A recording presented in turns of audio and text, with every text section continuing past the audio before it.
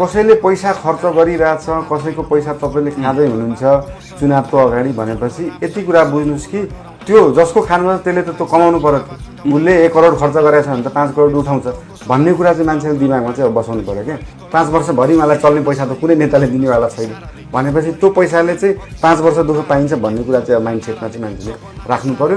साँच्चीकै आफू बस्ने, आफ्नो छोराछोरी बस्ने, आफ्नो परिवार चाहिँ राम्ररी बस्ने वातावरण चाहिएछ भने चाहिँ यसपालि सक्षम व्यक्तिलाई दिनु पर्यो भोट, मलाई नै दिनुपर्छ भन्ने पनि छैन। यो यति महत्त्वपूर्ण कुरा हो। मान्छेले अस्ति पनि मैले कुरा भन्दाखेरि ओहो कस्तो घमण्डी रहेछ, मसँग 5 तल्ले घर छ भनिदियो, गाडी चढ्छ भनिदियो। तर त्यो कुरा किन बुझ्न जरुरी छ भन्दाखेरि म स्ट्रक्चरल इन्जिनियर हो जुन नेपालमा 150 देखि 200 जना मात्रै छन् होइन।